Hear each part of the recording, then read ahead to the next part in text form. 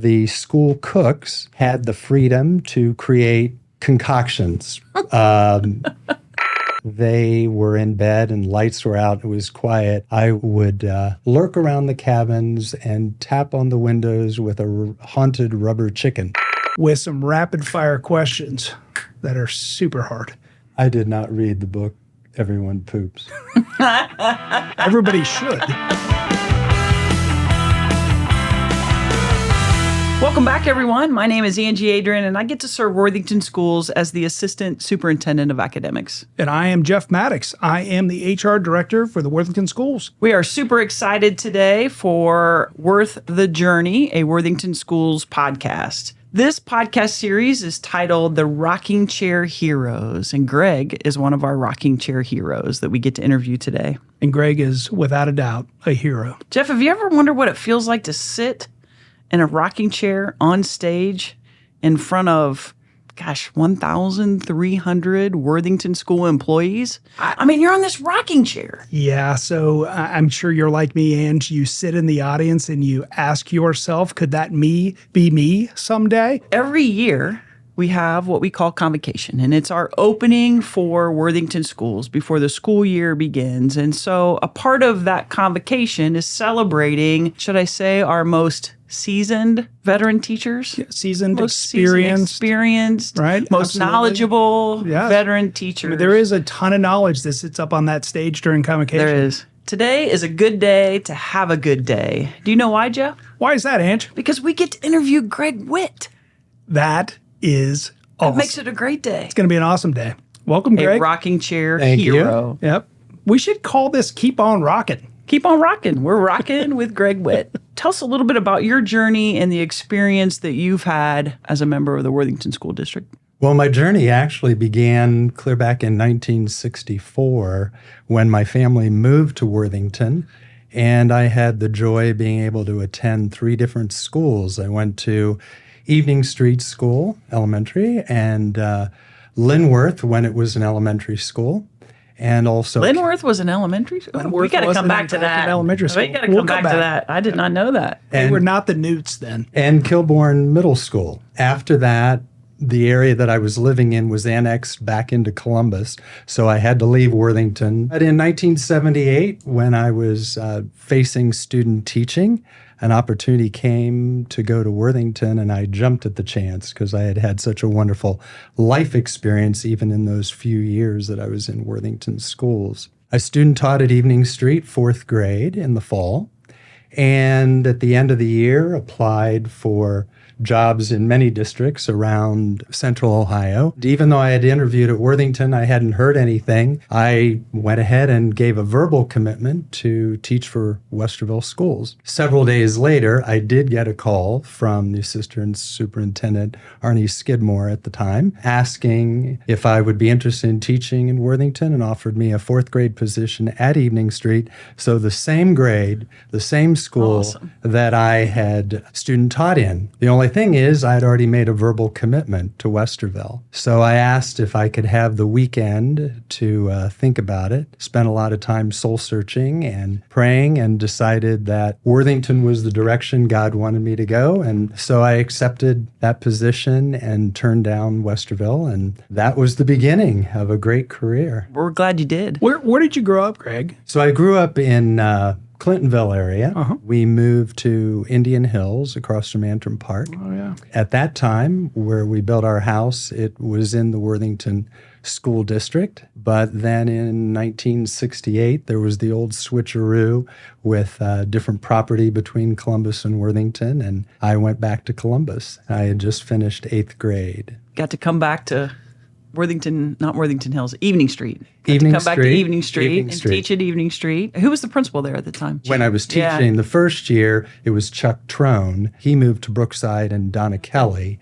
then took over at Evening Street. What year did you start at Evening Street? Teaching? Yeah. 1979, and I taught there for 3 years. And then I resigned my position to go to graduate school seminary with no intention of coming back to teaching, but instead going overseas to either teach at a mission school or be a house parent. But when I finished my master's in religion and cross-cultural studies and went to apply to several mission organizations, I was also married at the time, newly married, and nobody would accept us newly married. They said we needed to be home in the States for at least a year and work on our marriage, work on our finances, and just preparing ourselves for a life overseas. I thought of nothing else than to look back at Worthington, applied, but nothing came the whole summer. My wife and I went with family and our church over to Germany on a European trip. 1 week before school started in the fall of 1984, I got a call in Germany from a secretary friend in Upper Arlington who knew Donna Kelly in Worthington, saying that a position had just opened up to teach 6th grade, and would I be willing to interview? But if I was, I had to be there in 2 days. So I arrived back in the States at 2 a.m. You made it back in 2 days from Germany? 2 a.m. and interviewed at 8 a.m. with Donna Kelly. So from 1984 till now, then I have been at Worthington and haven't looked elsewhere. Angie, I think we could do a podcast on Greg's ability to get back in 2 days. Yep. And we talk about the commitment that our teachers have in Worthington School. That's a true commitment before you were ever hired. A commitment to get here in 2 days and, it's unbelievable. And then be a part of that. So how many years is this for you in Worthington Schools? I'll be Greg? starting year 43. Year 43. That's pretty impressive. Impressive. That's awesome. I don't think I realized. Did you already say that? I did not. He did not put a Like, number how did I on it, miss but that? if you How did the did I math. miss four? I didn't take the time to do the math. But So I paused at 1979 when he started years. teaching. Ange, what were you doing in 1979? well, I was 10. I would have been 8 at Wilson Hill Elementary School, the Wilson Hill Wolverines, which is a mascot that, again, I'm going to try to bring back on this podcast, make a movement to bring back the Wolverines. So in 1979, was Evening Street the Eagles back then? They were. Nice. 43 years, reflecting on your career a little bit. What has allowed you to remain optimistic and excited to do what you do every day? Well, in 43 years, Yeah. there's been a lot of change. So definitely being open to change, whether it's something that an administrator has asked of me or ones that I've chosen. In fact, the 10 years that I taught at Evening Street, I asked 2 different times if I could change grade levels just to try something new. Then included moving to Bluffsview to open a new school, being asked to do a 4th, 5th grade split right at the time that the state was starting proficiency testing only in 4th grade and not in 5th, changing to EL, being open to grade level changes when administrators asked, and realize that whenever there is a change, there are always things that I can learn, I can better myself with. And if I face it with a positive attitude, that hopefully I can be a good example to others when they're asked to do the same. In education, we have to be adaptable to lots of different changes on a day-to-day basis. So that's great advice. So 43 years in, what advice would you give a current, new teacher or newer to the profession? What advice would you give them? To realize early in your career, you can't do everything. And even in the prime of your career, you can't do everything. So connect with colleagues, rely on the strengths of others, find ways to integrate the learning that you give your students. Often I would find that I would have so many learning objectives that I needed to share, but there just didn't seem to be enough time if I tried to do it with individual activities for every one of those objectives. So I looked for ways with units or with daily lessons or weekly lesson plans to try to integrate a variety of skills and objectives. Another one is to realize that failure can be a great motivator and it can be a great teacher. Sometimes in what you may consider failure, you may have actually been very right in your choices. You may have sought wisdom and so forth, but still things didn't work out. And there may have been even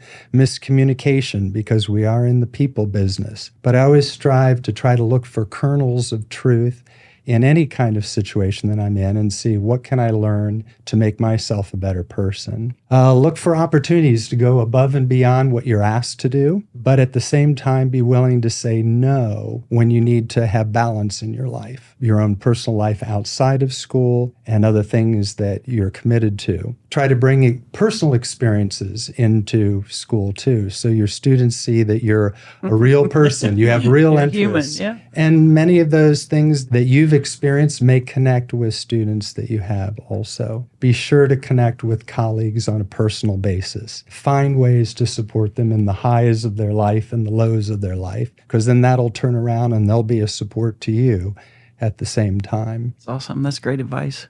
So if I were a student in your classroom, what's something about you that you would share with me and the rest of the class? The last 12 years, I've been an EL teacher. I've had the opportunity to travel to many of the countries that my students have come from to try to just connect with them.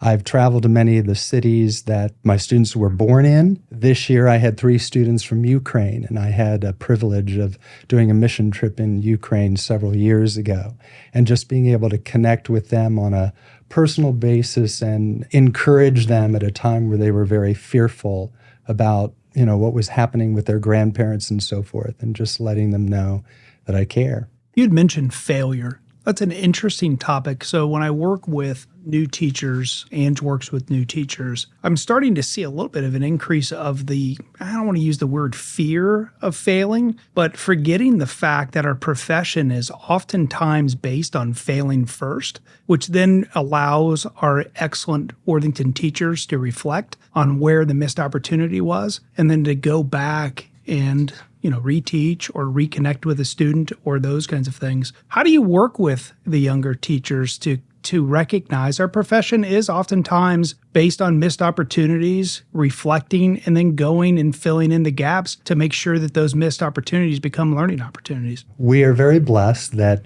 every day we can start anew. At the very least, telling them to just reflect about what happened today, see what you can do to try to improve on that tomorrow. We also have the privilege of having long breaks in the summer and being able to reflect on what you could have done better, where you can improve, what you can learn about. And it's not just, again, the teaching of students, but it's also in the relationships that you have with them, with families, with colleagues. Failure is an expectation. Like, we know that we're going to fail. But what I'll say sometimes to the teachers that I get to work with or the administrators I get to work with is that nobody thinks you get up in the morning and you have this plan to fail. But when we do, what are we learning from it, and how are we reflecting and growing upon that? For somebody like you, Greg, that has had 43 years in it, you have an obligation, and you probably know this. I feel this way too, because never did I think I would be a seasoned administrator or a seasoned educator. But when we get to this point in our careers, we have an obligation to help our younger folks understand that it's okay to fail, that it's okay to make mistakes, and that, we'll be better tomorrow for what we learned today. Do you see yourself doing that? Have you been a mentor to new teachers in your buildings? I have in different ways. Yeah. For 10 years, though, outside of school, I worked for the Ohio Department of Education in the Praxis 3 program. I was doing a lot of mentoring of first-year teachers in Central Ohio to try to encourage them, help prepare them first for that major observation that they were going to have, but also being able to talk with them outside of school or even after observations that I did and encourage them. So 43 years, there has to be something that you wake up every morning and go, I want to keep doing this. Retirement is in front of you. You could have retired, but you choose to continue to work. What is it that gives you fire in your belly? What is it that excites you about working with our youth on a day-to-day basis? Well, I know the fire is still there, because even at the end of this year,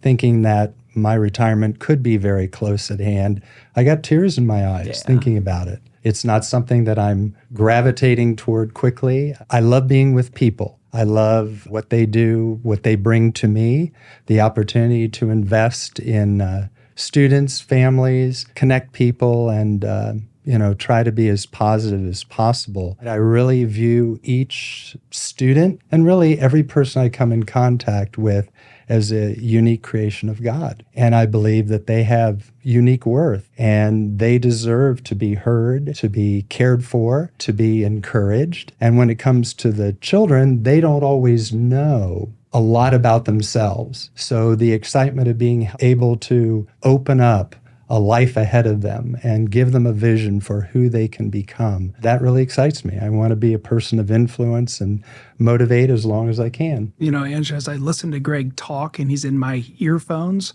it's clearly it's a calling for you. 43 years, right? Mm-hmm. Yeah. So give me a funny story. Yeah, let's hear some funny, Greg. Come on. I mean, you worked with fourth graders and sixth graders and bunch of principals. First story is with a colleague when I was teaching at Bluffsview School, and some people may not know that for quite a few years, the school cooks had the freedom to create concoctions for lunch for teachers that we could buy. What was your favorite? What did they put together? I can just picture these back in the... Well, there were two. Okay. One was no-bake peanut butter bars. Oh, yeah, those are good. I would often buy those and bring them home to my children, to my wife, and so forth. Play it off like you made it yourself, Greg, or did you actually give the credit to the I gave them total credit. Another one was no-bake chocolate cookies that have oatmeal in them. Yeah. Often the ones that didn't get sold would get put, of course, back in the refrigerator in the kitchen for the next day. And the school psychologist and I loved those cookies. So one day after school, we were just famished for something sweet. So we went back into the kitchen, went in there, got ourselves some cookies, and left an IOU note on the cook's desk and paid her back the next day. You got a sweet tooth, do you, Greg? There's a common theme here. You like peanut butter and chocolate combo. That's not a bad one. Some of that's going to go well with some of your questions, your They rapid will fire go. questions at the end. But they also would bake extras, cookies, brownies, peanut butter bars, Now we're talking. things like that for the students. So this one particular colleague loved to go down to the kitchen every morning about 10 a.m. during his break and get a sample of cookie dough, whatever the cook was making for that day. You like raw cookie dough? I'm not sure I like where this is going, but The medical disclaimer, do not eat raw cookie dough, but I do like raw cookie dough. He was also known as having a very dry sense of humor and liking to play pranks on people. Well, growing up in a family of 3 boys, I like to play pranks too. So I decided, since most days I would go down and buy one of the adult lunches or some of the a la carte items, that I would start playing a trick. So while the cooks were busy taking care of the student lunches, I would rearrange their spices and their other baking items on the shelves. But they expected this other teacher for having done it.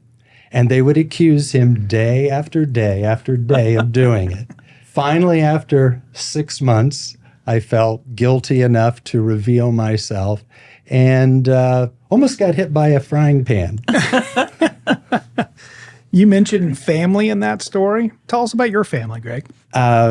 So I have a wife who was an educator herself in special ed, retired 2 years ago. I have 3 married children. 2 weeks ago, my middle son and his wife, who have been out of state for the last 6 years, finishing up their medical training and postgraduate fellowships, have moved to Columbus. So all 6 of my children and 3 grandchildren are living in town. I would have to be honest in saying that they're all trying to encourage me to think about this retirement more seriously. But I'm also blessed to have a mother who is still living, has been with me my whole teaching career. For many years, would come over and help me set up my classroom, climb up on ladders, put up bulletin boards. So she's 96. Not able to get out to school anymore. And then I have 2 of my 3 brothers also live in town. So very blessed with lots of family, lots of support. I'm sure you've thought about it, though. Not that I want you to retire, but what would you do if you retired? Well, I do have a long list. so he's thought about it. You have thought about it. I'm wondering if your kids' motivation is they recognize somebody who's really good with kids who can watch their own kids. Definitely substitute teach in Worthington. I've had opportunity to, over the course of my married life, go on 17 different mission trips overseas. In fact, Wednesday I'm leaving for Jordan to work at a refugee camp for Syrian refugees and poor children. So I'm hoping to be able to do more of that. I've already been asked to be a part of Circle of Grandparents here in Worthington. My wife keeps saying my love of history and so forth, I should be a docent at the Hilliard Historical Society. And that includes then having time for my kids and my grandkids and my wife. And So based on that answer, I think he's thought about it. I think he is too. Yeah.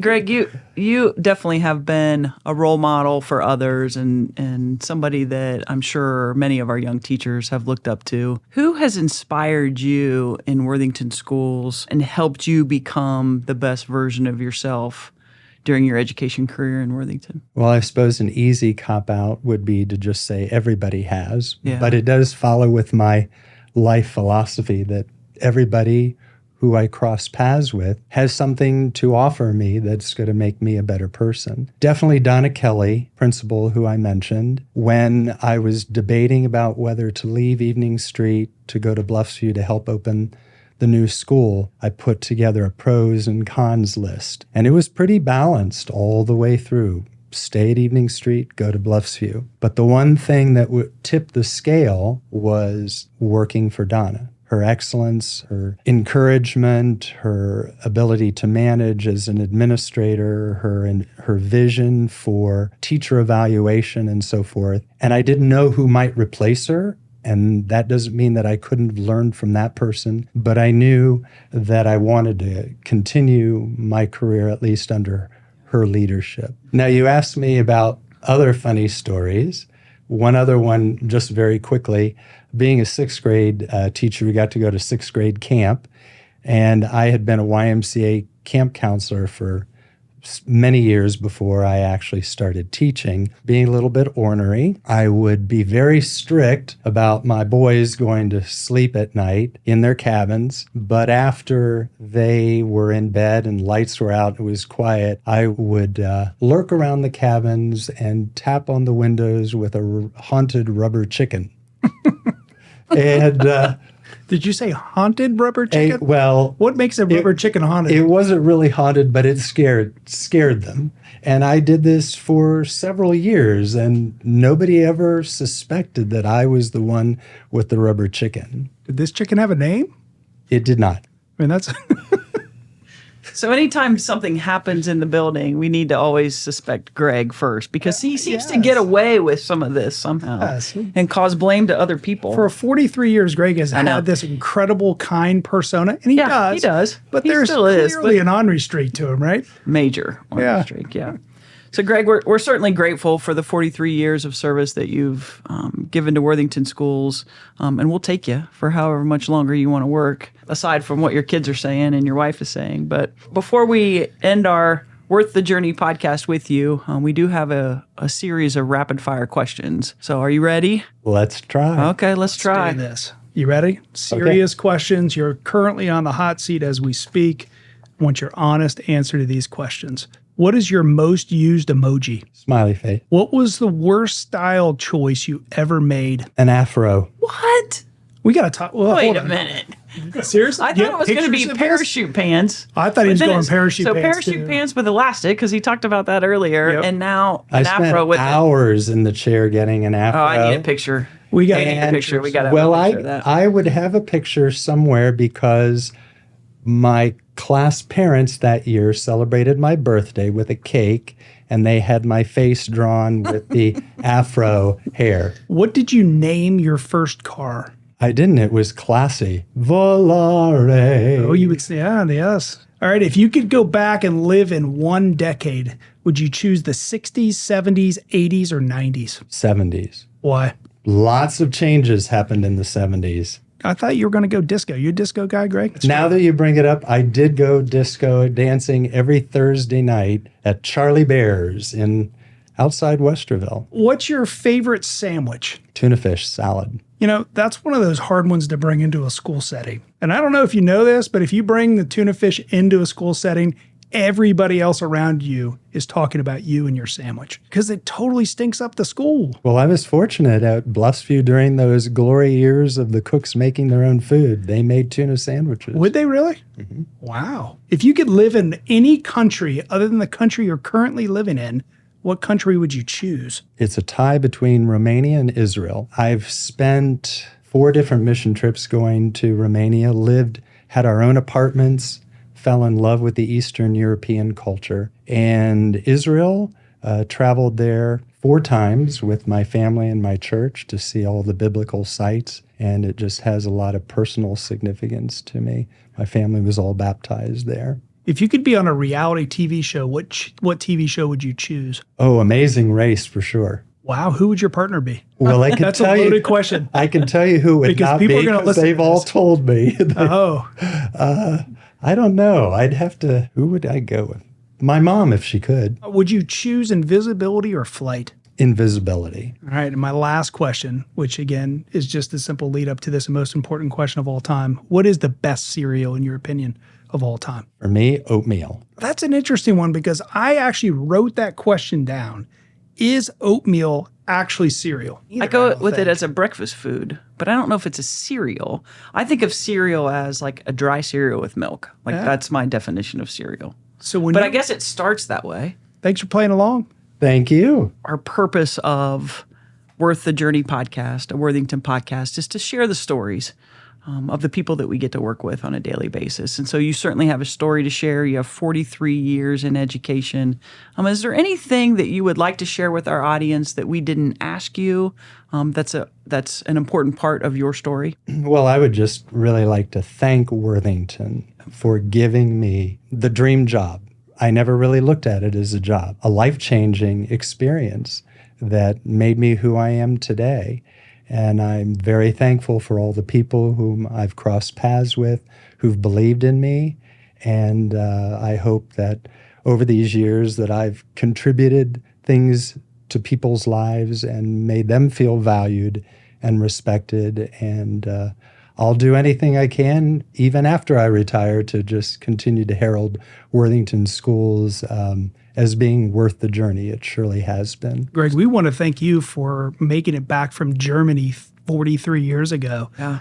Think about if you missed a connector or something, your story could have been different. But thank you. You have made an incredible impact over the last 43 years. Thank you very Greg, much. you speak from your heart, and I think that's what's most admirable about you. You are a human who cares deeply about others, and we're just glad you're in Worthington Schools. So thank you so much. Thank you. If you want to hear more, you can find us on our Worthington Schools website and on Spotify. A big thanks to Corey Carter and our communications team for making this podcast a reality. And of course, to our students at The Ohio State University in the communications department. The journey may not always be easy, but it'll definitely be worth it. Thanks for taking care of each other and have a great day out there.